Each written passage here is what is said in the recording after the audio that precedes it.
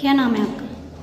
मेरा नाम अनिल लहरी है। मैं अपनागर आश्रम फिरोजाबाद का प्रशासनिक अधिकारी हूँ।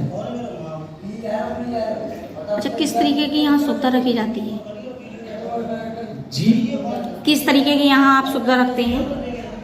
हमारे ये आश्रम जो है, हमने ये आश्रम वृद्धाश्रम बनाया था सन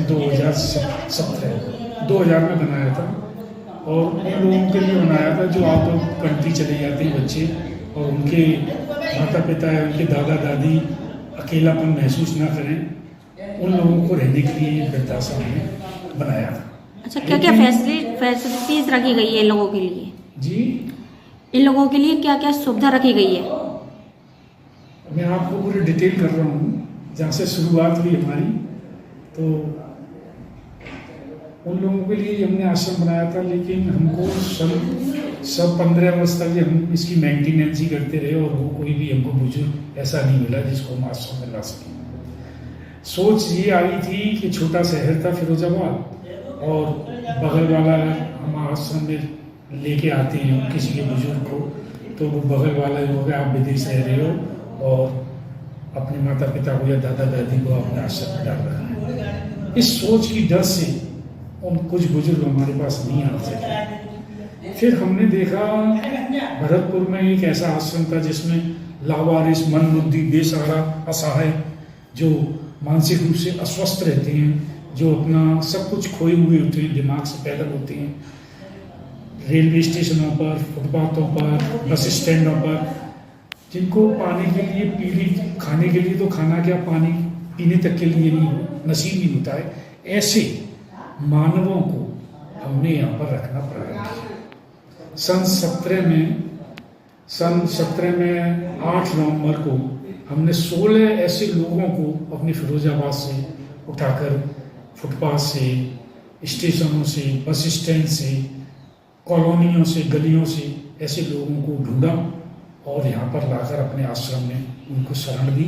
और ये सारी चीज़ें हमारे आश्रम के अंदर बिल्कुल निःशुल्क की जाती है। हमारा ट्रस्ट है, शिव शक्ति वृद्धाश्रम समिति के नाम से हमारा ट्रस्ट है। हमारे फिरोजाबाद के कई मौजूद गणमान्य लोग इस आश्रम के सदस्य हैं, ट्रस्टी हैं, पदाधिकारी हैं। हमारे इस आश्रम की नींव जो रखी गई थी वो सन 17 में रखी गई थी, और इस आश्रम के जो हमारे पदाधिकारी हैं वो हमारे अध्यक्ष हैं, जो अनिल गर्ग जी हैं, गर्ग होटल के ऑनर हैं। वो उनकी ग्लोरी की फैक्ट्रियाँ भी हैं, उनके रिसर्च केंद्र भी हैं। और इस संस्था के सचिव जो है वो मुकेश कुमार गुप्ता मामा हैं, जो कि बहुत ही सामाजिक हैं और राष्ट्रीय मातृदेश महासभा के अध्यक्ष हैं। वो इसके महासचिव हैं, कोषाध्यक्ष अरुण कुमार गुप्ता हैं। तो ये हमने एक ट्रस्ट बनाया था, और ट्रस्ट के अधीन ये सारी जन सेवा के सहयोग से इस आश्रम को हम संचालित करते हैं।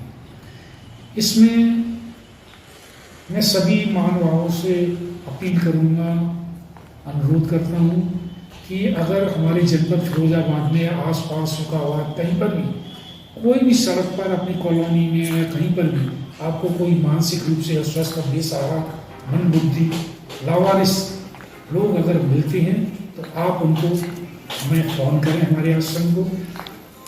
हमारे आश्रम की एम्बुलेंस उनको तुरंत जाएगी और उनको लेकर आएगी, और आश्रम में उनको निःशुल्क रखा जाता है।